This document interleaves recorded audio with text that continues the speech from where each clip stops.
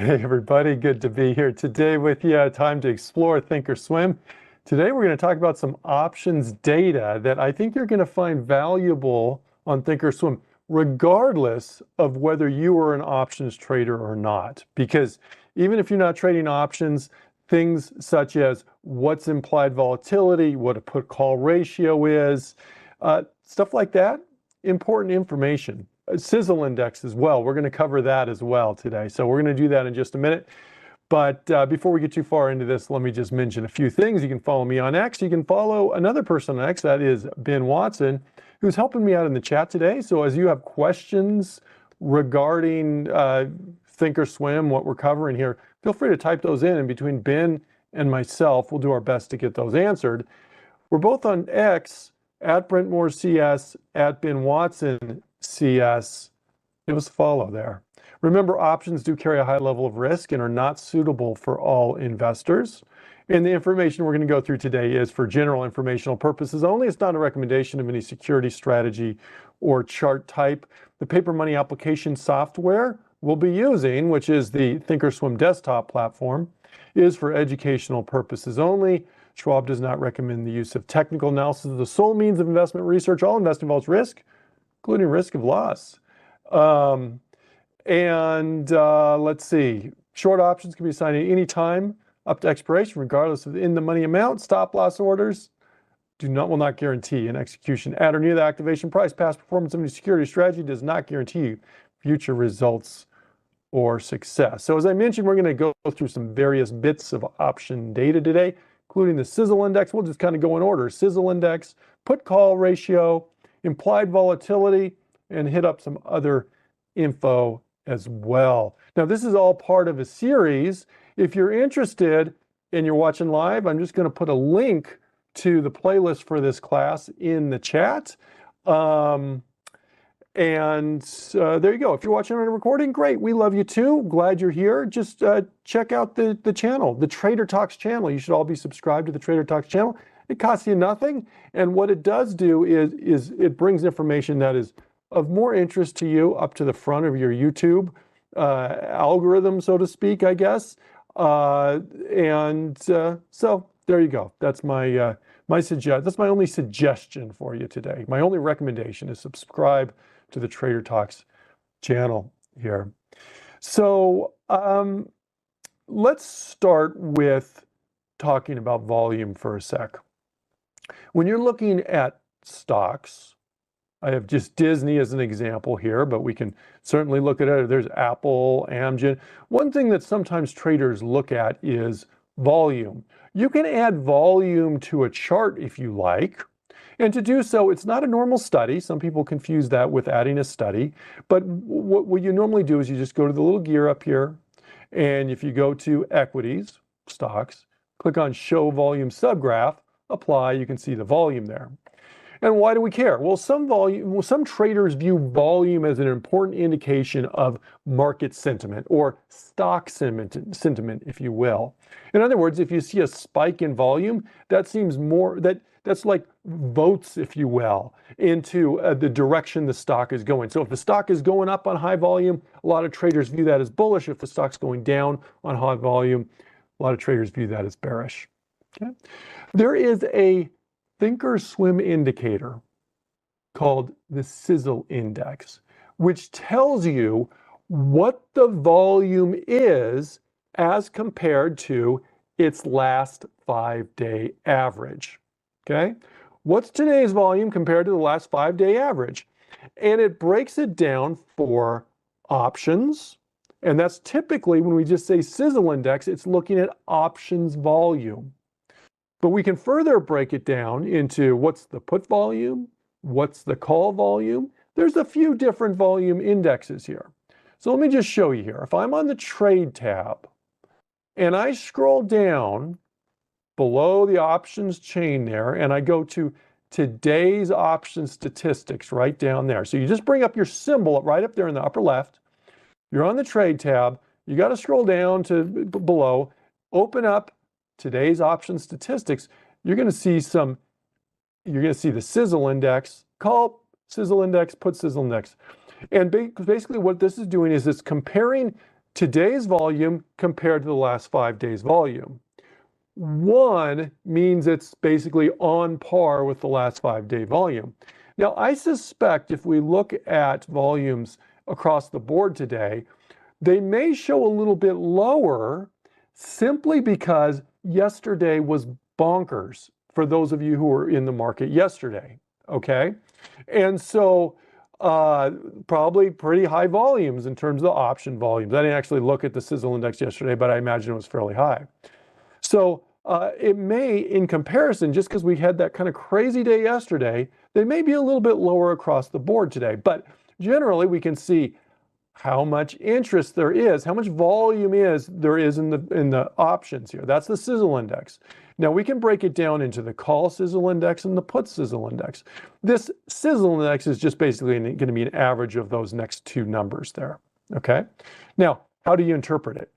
Traditionally, more call volume, higher call volumes, traders will look and view to be more bullish. It's not a guarantee.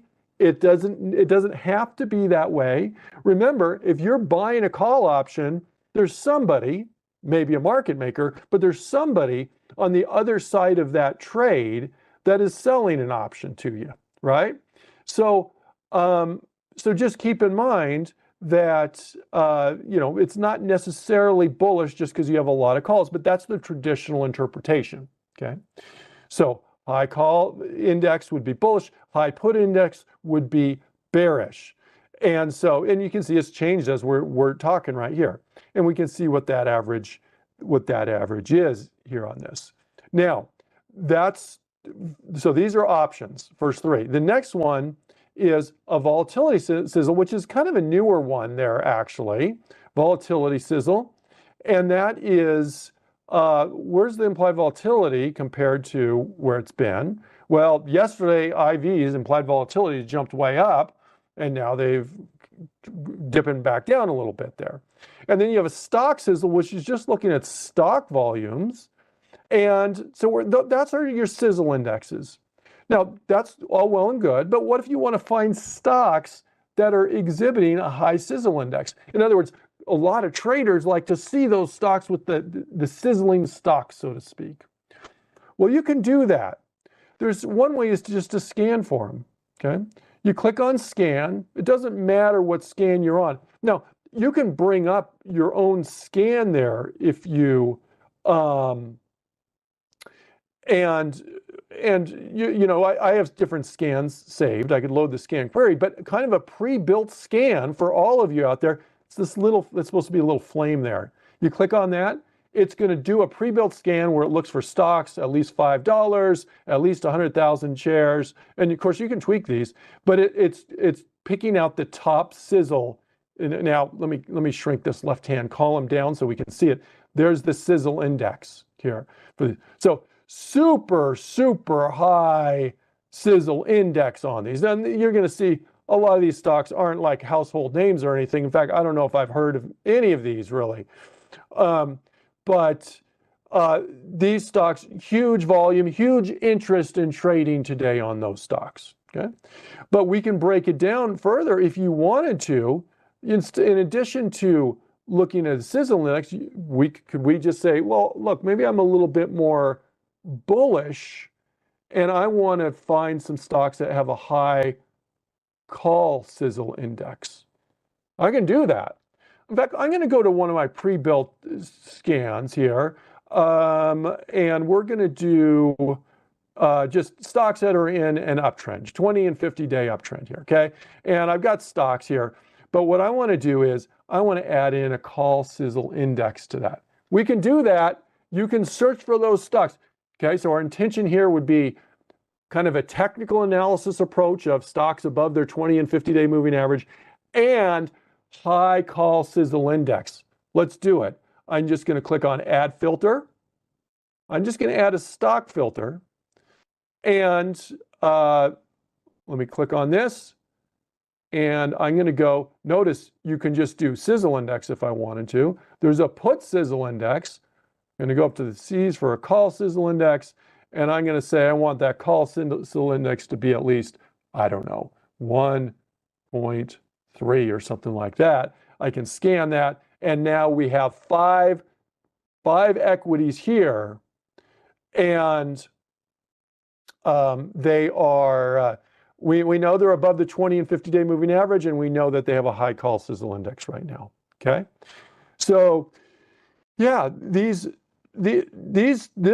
Sizzle Index is specific to each of these stocks, okay? We got a survey link in the chat. Feel free to fill that out. We love to get your feedback.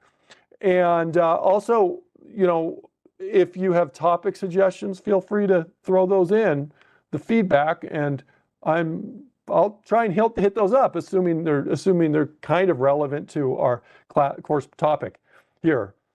Okay. So any questions on Sizzle Index before I go on? So, you know, call Sizzle Index, this would be a way of doing a bullish trade. If I wanted to do a bearish trade, I could look for a high put Sizzle Index, couldn't I? Now, that may not make total sense with my 20 and 50-day uptrend that I have here, but if I had a bearish screen, I could do a high put Sizzle Index. So you can find these statistics I'm looking at today, and I'm not going to just stick with Amazon. We'll look at different stocks here as well. I can go to Caterpillar, for example, and remember, just under the option chain there, we have today's option statistics. Here's our Sizzle Index here. Ooh, lot of volumes, a lot of option volume today, and stock, interesting. This is kind of an interesting one, actually, okay? This is kind of an interesting one because if you look at the stock Sizzle Index, remember, we're comparing the average of today's volume, the one-day volume, to the 5-day volume, 5-day average, I should say, okay? So if the one-day volume, today's volume, is equal to the 5-day average, the number would equal 1.0, right? So that'd be average. Anything above that means today's volume is actually above the average volume. So today's stock volumes here on Caterpillar are actually pretty normal, okay, 1.04. But look at the option volumes.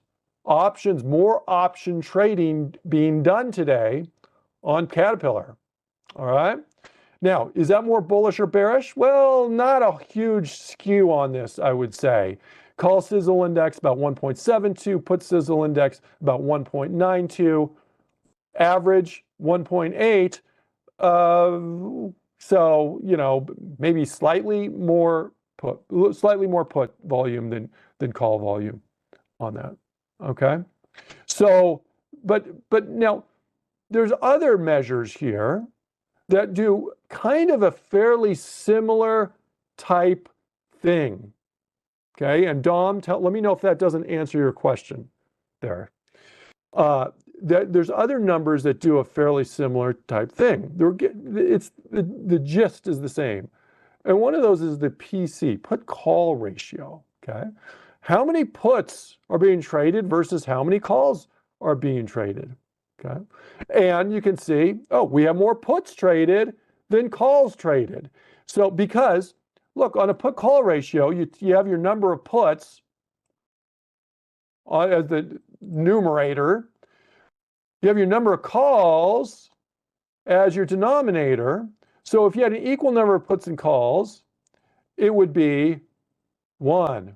If you had more puts than calls, then it would be greater than 1, okay? And if you had fewer puts than calls, it would be less than 1. So knowing what we know about call volumes and put volumes, what's the traditional interpretation, at least, of a high put call ratio? That is a ratio above 1. What's going to be that traditional interpretation, with the caveat that, look, I've certainly seen it where you have a high put call ratio and it goes the opposite direction of the traditional interpretation, and vice versa. Okay, so these are not guarantees or anything. But the traditional interpretation is higher, above 1 would be more bearish, because that means more puts are being traded than calls on that. So you can see that right here. And our put call ratio about 1.3. So that would lean a little bit more bearish in that regard. So let's say we were more bearish and, excuse me, more bull. We'll do another bullish scan here. I can do a bullish scan. We can do a similar scan to what we did before. Let me just kind of reset this guy. We said we're going to scan above a 20 and 50-day moving average. And in this case, instead of looking for the call Sizzle Index, could we do the put call volume? And I'm going to go to add filter, stock, add that stock filter, and you're going to see one here under put call ratio. Okay, put call ratio right there. Okay, and now what would I do? Let me just shrink this down on the left, and we're going to say the highest we want that to be is, in this case, I'm going to say 0.7. How about 0.7? We're going to scan, and we've got all those with put call ratios that are leaning a little bit more bullish there. Now, when you're running a scan, when you're, at the beginning of the class, I mentioned, technical analysis isn't the sole means of investment research that you should consider. Well, same thing true with put call ratios. You're probably going to look at more than just a put call ratio, but adding these pieces of the puzzle together, you may find it helpful there. Okay. Now, truth will always prevail. I ask you a great question. Is there a way to see if that put volume, I mentioned earlier, for buyers, there's sellers, or for sellers, there's buyers, right? Even if that person on the other end of the transaction is a market maker, there's still the other person on the end of the transaction. Is there a way to see? I can't tell you for sure for any trade. However, there is going to be something I'm going to show you in just a little bit as to what price these options are traded at that will give us some clues here, okay, Truth? So hang on with me for a little bit and we're going to get to that. Okay, let me talk about another one that you're going to hear all the time. Now, actually, before I do that, let me just mention this. Do you see why at the beginning of the show I said it doesn't, even if you're not an options trader, why this may be of interest? You don't have to trade options to be able to use this to try and help you, try to assist you in finding more bullish looking stocks. Okay, that's true for Sizzle indexes, it's true for put call ratios, and it's also going to be true for implied volatilities to a certain extent.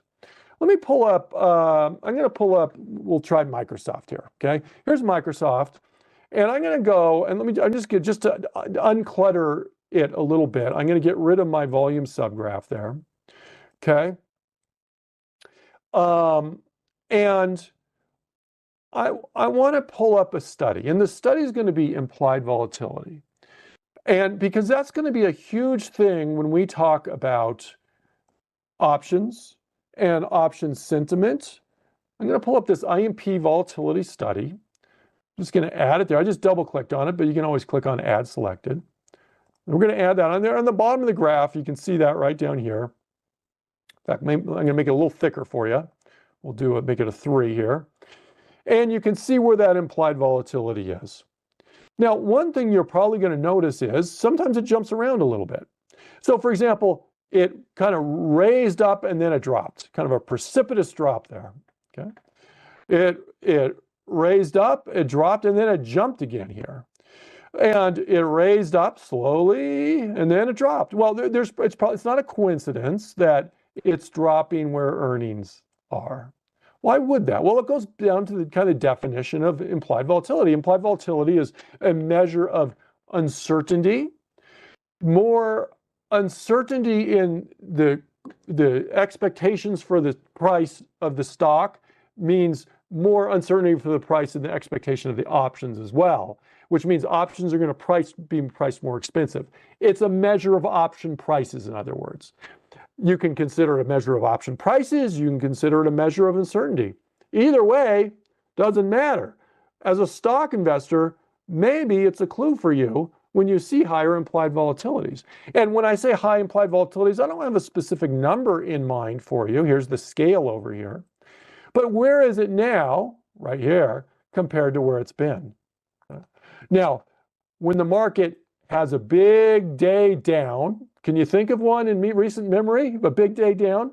What happens is implied volatilities tend to spike, and that's exactly what we saw yesterday. They're settling down a little bit today, aren't they? So, so that's what we're seeing there on that. So you can add this study to the chart if you want. You can see typically there's that relationship between earnings and implied volatility because there's more uncertainty before earnings. And then once the earnings numbers are come out, whether they're good or bad, there's less unknown about that stock because they just released that earnings. Okay. So I mentioned the implications for non-options traders. If you're an option trader, it also makes a difference. And I'm not going to get too far into options here today.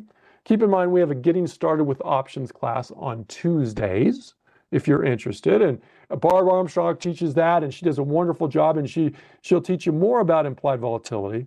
But let me just mention this.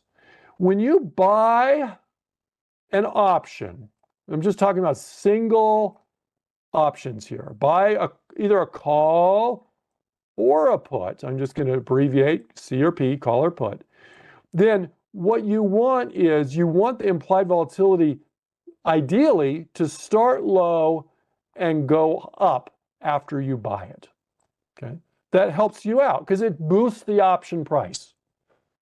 If it's low, if the option prices are lower with a low implied volatility, when you're buying it means you get to buy a cheaper call or buy a cheaper put.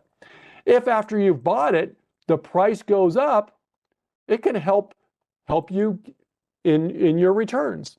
Now, there's many factors in what determines your success in an option. It's not just implied volatility. In fact, implied volatility can go up on a long call or a long put, and you can lose everything. But it is one factor, okay, on there. So ideally, if you're buying a long call or put, what would happen is you'd buy it when the implied volatilities are lower, and then they go up, okay? If you're selling, so the contrary is true too. If you're selling a call or a put, ideally, it starts out higher because you're selling for a higher premium, and then ideally it goes down. That means you could buy it back for cheaper. So as I mentioned, there's multiple factors in there that affect the option price, most notably the price, what the stock does, right? I don't care what the implied volatility does. If you buy a call when the stock's way up here and the stock goes down like that, you're probably not going to be in good shape on that trade, okay? And no matter what the implied volatility is, if you buy a call down here and the stock does that, you're probably going to be pretty successful, you know? So, but stock price affects it hugely. Time decay can affect your options as well. Implied volatility, interest rates, but implied volatility is significant there on that. Now, where can we see this? You can see it right here. You can also see it, well, where I showed you before. Right down here, instead of on this right side of the page, under today's option statistics, we have implied volatility. We can see the current implied volatility, and that's going to be an average implied volatility, around 30% average. Okay, different options. If I go up here and I look up here, this is like the monthly average of implied volatilities. You can say some are higher, some are lower. And furthermore, we could actually look at the individual contracts here of implied volatility and look at implied volatility. Here's a column for implied volatility, and I can look at implied volatilities on individual option contracts too, if I wanted to. But for our purposes, I'm going to talk about an average implied volatility. Average implied volatility around 30%, okay? Where does that compare to the 52-week high and the 52-week low in implied volatilities? Well, the 52-week low is about 12.8. 52-week high is about 39.2. Right now, we're at about 30. So we're a little bit on the upper end of things, upper side of things, 65th percentile. Okay, that's your percentile. It's about like, you know, many moons ago, I took the SAT and I was given a percentile score, you know, how I compared to everybody else. 65%. This is higher than the 65%. Okay, 65% of the scores there. Right now it's around 30. In general, for most traders, probably the more important factor is not exactly what that implied volatility number is. It's where it is compared to what it has been. You can see that on the chart like we saw. You could also look at like this current implied volatility percentile. Now you'll see there's also this HV. What's the HV? HV stands for historical volatility, and that's the volatility of the stock. One difference here is this. The implied volatility is more forward-looking at expected movement. That's why before earnings, when we expect big movement, the implied volatility is going to be elevated. The historical volatility is looking back at the past movement, how volatile that stock is up and down. For our purposes, we're focused on implied volatility today, but I felt you'd probably want to know what that is. Okay, now, can I scan for implied volatilities? Yeah, you sure can. I'll tell you one way to do it is, like if you go to the scan and you want to add implied volatility in there, I can go to the scan filter, click on stock, there's a vol index here. That's going to be just the absolute number. Now, but as I mentioned, you may be more interested in what's the implied volatility compared to where it's been. And the way to do that is to actually go and add a custom filter. Okay, so I can click on add filter. Let me actually get rid of some of this just because I want a few more results here. Okay, I'm going to go to a custom filter.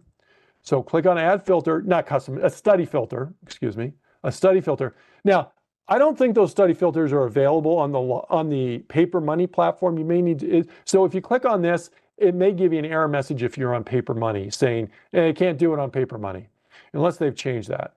But it's going to bring up this study filter here, and I can click on that, and I can go to volatility, and there's that IV percentile I can click on, and I can say, oh, maybe I only want something that has a higher than average implied volatility percentile. So I could say a minimum of 50% up to, you know, whatever, 99, okay? And I can scan that, and it's thinking, and most stocks are in the upper portion of their IV right now. Probably doesn't hurt that we had the action that we had yesterday in the market for that, okay? So, so there you go. Now, why would you, if you're an options, let's say you're not an options trader, why would you care what the implied volatility is? Well, if you want a stock that is maybe a little bit more of, has been more calm lately, less volatile lately, you could look for something with a lower implied volatility percentile. If you want something that's been ramping up in terms of volatility, or in terms of movement, potential movement, expected movement, I should say, maybe, then maybe you look for a higher number on that. And if you're an options trader, remember, if you're an option buyer, lower implied volatility is maybe more beneficial, especially if you feel they're going to go up, and vice versa, okay? So there we go. Now, I want to go to another section here in just a sec, but let me address a question. Now, this one's from Dom. Dom said, can you add the Sizzle and put call ratio to the market column tab and use public? Yeah, absolutely. Look, you can go to Market Watch. So this is what Dom's asking. Can you go to Market Watch? Let's go to and pull up a public watch list. In this case, I'm going to go to, let's see, the S&P 100. Well, I already have the S&P 100, but if I didn't already have that on the S&P 100, you can go down to public S&P 100 and select that, okay? Then you have all these columns here. You can customize your columns. Click on the little gear in the far upper right, click on customize, okay? Now, what I'm going to do, let's see, what are you asking? Sizzle Index. Yeah, go down to the S's. Or you can cheat and just type in Sizzle Index, okay? There's your Sizzle Index.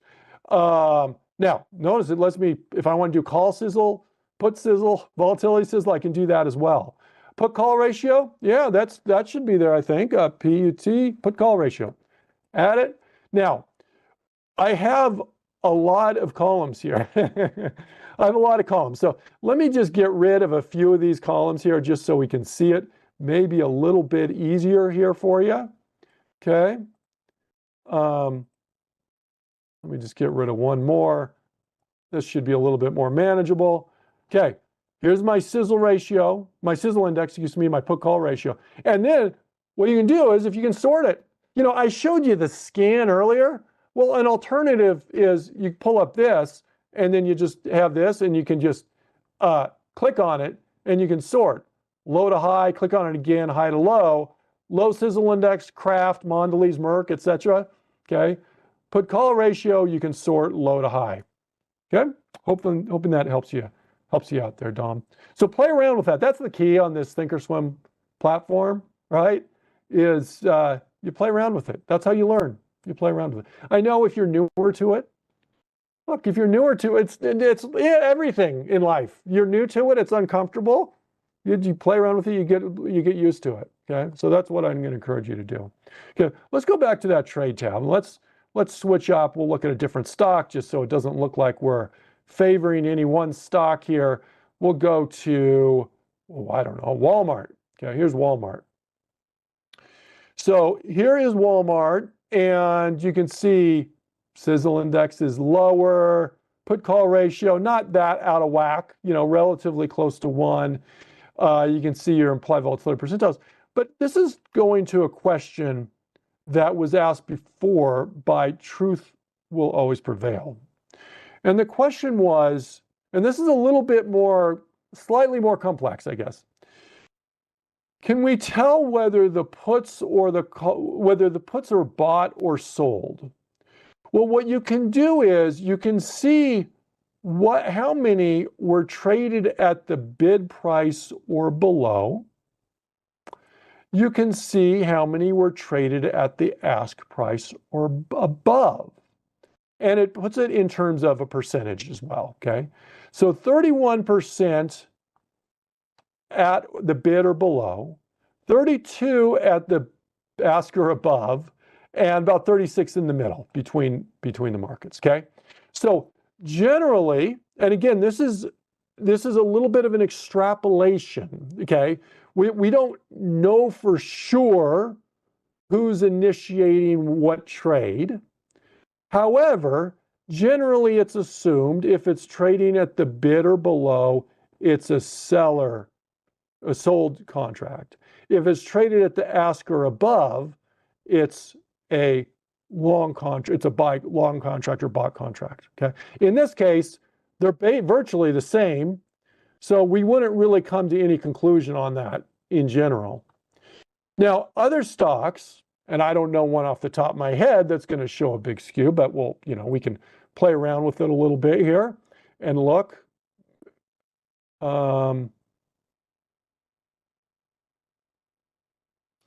So yeah, let's look at this. This is Travelers.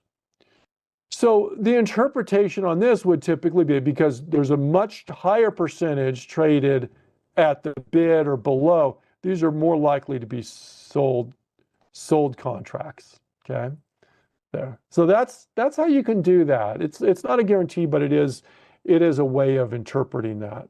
And you can see the number that are in between the market. Okay. Now, there's more information here you can look at. You can look at the delta, where the deltas are traded on these. Remember, a low delta means they're out of the money. Okay. So these are out of the money contracts. These are going to be in the money contracts, and you can do that. Now, there's, so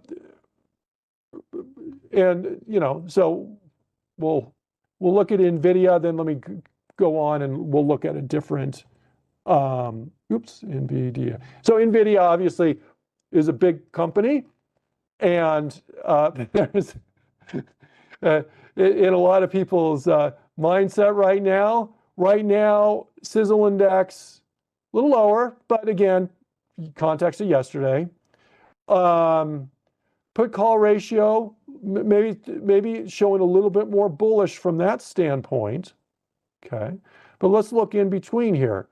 Bid or below, ask or above. Not a huge difference. Little skew to the ask there on the calls. Little skew to the selling on the puts. Remember, a long call is more bullish. A short put is more bullish as well, right?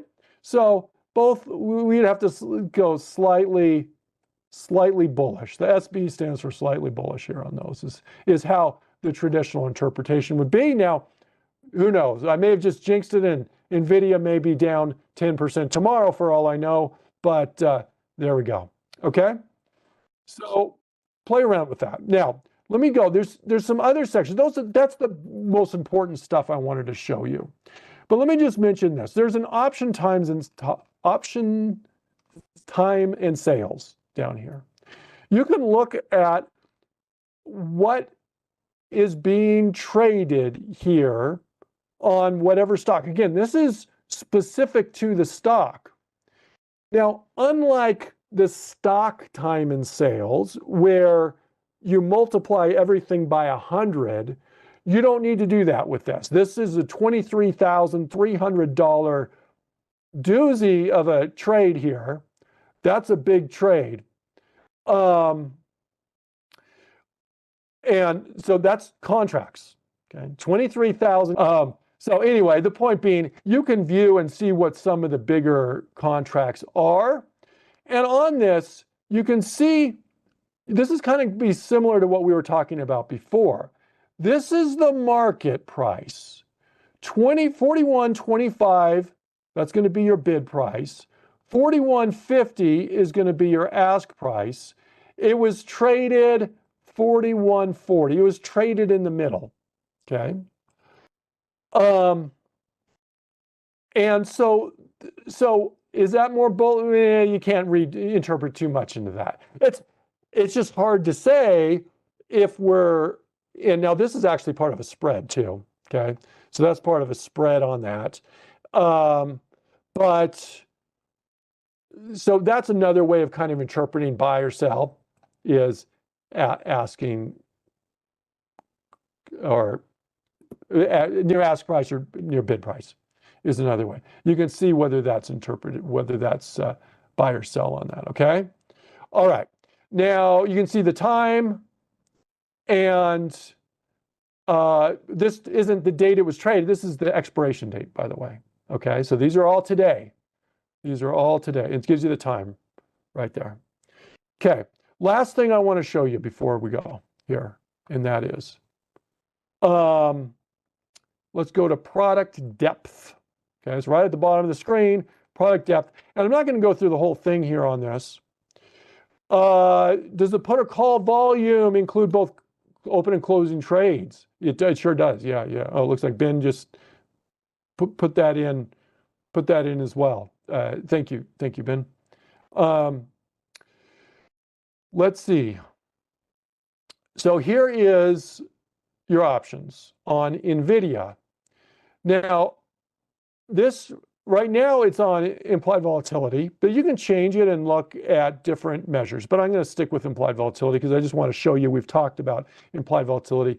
Instead of doing all series, let's just do a few of these series, okay? I'm going to go 16th of August. I'm going to go 13th of September, 20th, and we'll just do a few of these, okay? We'll do maybe one more. Okay.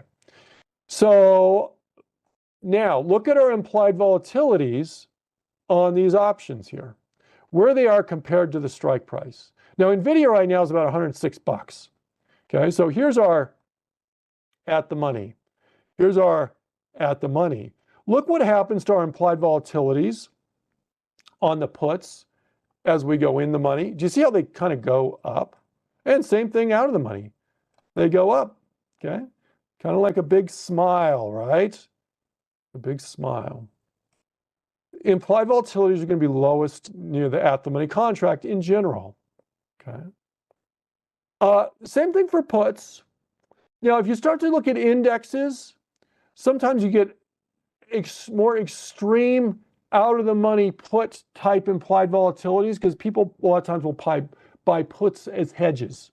So there tends to be high, institutionally they'll do so. So there tends to be higher implied volatilities in that. Okay? And it can get a little bit cluttered, which is why I cut down the number of time series here on that. But there you go. That's those are your implied volatilities. In fact, let me just do this. Let me pull up SPX and see if I can illustrate the former point here. Okay, and then we'll probably wrap up with this. But let's do SPX, and I don't need. Yeah, there's too many series here. Gets a little confusing here. But I'm just going to pick out a few of these. Okay. So here's our implied volatility. Now look, the SPX, so this is S&P 500 index, around just below 5,300. So right around here, remember the lowest point is going to be your lower implied volatility. Look what happens to look at the difference between implied volatilities going in the money versus out of the money. Okay. Out of the money, the implied volatilities go way up quicker. I mean, they go up in the money too, but out of the money, they go up more. Why? Well, typically, if you're an institution and you're hedging, this would be kind of a common trade that you'd make. There's more volumes, more trading down here on that. Okay. All right. So I'm going to call it there, folks. Let me just mention this. Ben has been wonderful in the chat. Thank you, Ben. Appreciate that. We have a wonderful production crew, which helps us out, put these on smoothly. And also make sure you subscribe to the Trader Talks channel. It will help you so you do not miss the content that you want. Coming up next, we have generating income in your portfolio. And remember, there's a survey link in the chat. I forgot about that. Let me just mention that again. If you could do that. Also, Ben teaches a protective strategies class at 3 o'clock Eastern time on Wednesdays. Make sure you check that out. Protective Strategies, Ben Watson, on Wednesdays. Make sure you fill out that survey link and have a wonderful rest of the day. Bye-bye, everybody.